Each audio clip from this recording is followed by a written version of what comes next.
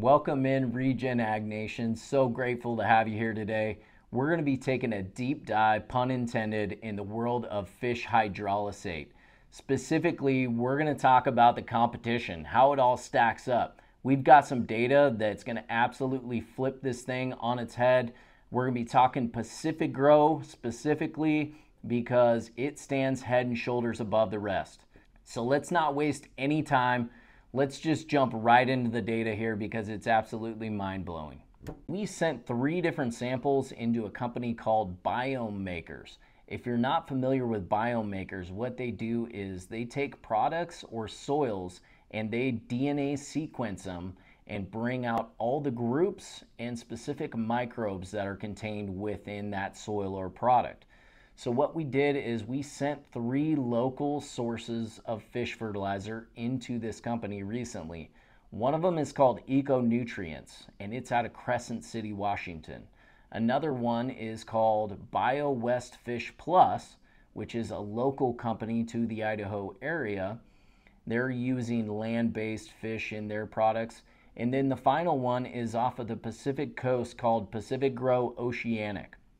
And what we found absolutely blew our mind when we talked about the functionality and specifically the ability of the microbes contained within these products to function in the soil. So we're pulling these reports up on the screen for you. We're going to start with Econutrients out of Crescent City.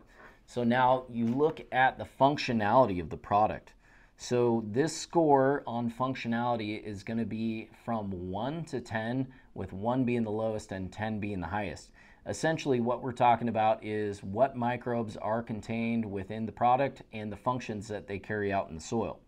So Econutrients came in at a 1.93, which is a decent score in this trial, as you'll see. Now, BioWest fish fertilizer was quite diverse in its species, but it came in a little bit lower at 1.64. Now, this is where things got interesting. Now, look at this third sample, PacificGro Oceanic. When this report came back, it was 8.93 on a functionality score out of 10. Now, we specifically trialed this product 3 times, and they confirmed that this was an accurate number.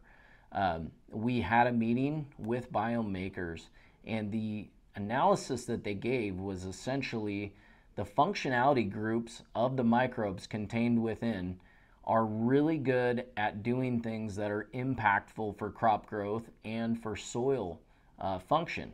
So in this case, as you can see, they're really good at inorganic nitrogen utilization as well as carbon sequestration in the soil. Why are we seeing such high functionality scores within that product, and what does that mean to us as conventional or regenerative growers?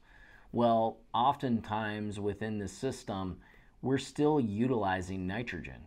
We want to be able to get the most impact out of the nitrogen that we are using, and we don't want to overuse that as well. So it's extremely important that we're being propped up, in this case by the PacificGro Oceanic, in performing those duties, as well as putting carbon back in the soil.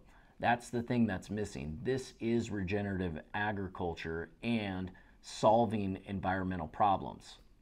So I want to take a crack at why we might be seeing those numbers so high, and I think specifically what it has to do with is the raw materials contained within PacificGro's formulation. Now I want to jump back to the Econutrient out of Crescent City. They're utilizing sustainable fish scraps, bones, things like that as well, mainly fish as a component. With BioWest, what we're seeing is we're using trout from a trout farm and other different types of farmed fish as well. We might not have quite the biodiversity. With the PacificGro Oceanic, I think the difference really comes with those raw materials. We're getting fish, we're getting oils, we're also getting crab and shrimp shell. You start to bring chitin into the picture, and this becomes extremely important. What we're doing is not only are we putting diverse microbes within the soil, but we're feeding them properly. So if you utilize a single source food like molasses or carbon, you're going to augment that system. But when you put diverse food sources within the microbes, you gain traction that just can't be explained otherwise. So it's a lot like having a buffet. There's a lot of different options and everybody's going to choose different things.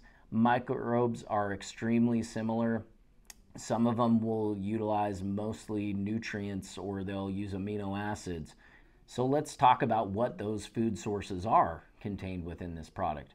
Well, you get marine-based lipids, you get amino acids, and you get some other fats and carbons that are extremely diverse. Now, one of the main things that we have in conventional farming is with tillage and things like that, we tend to be very bacterially dominated. So when you put those lipids and things, you're going to trend a little bit more towards exploring the fungi side and the beneficials on that side.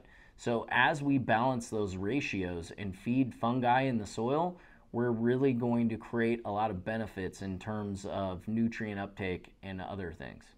It's been a pleasure to share this information with you today. One of the reasons that's so important is there's a lot of products on the market, especially within the regenerative space. It becomes extremely important that your dollars are maximized by choosing the right product. And the way we do that is with trials and data. We felt like this was significant information to share with you. We hope you've enjoyed it. And join us next time as we'll be breaking down and taking a deeper dive into this input. Thank you so much.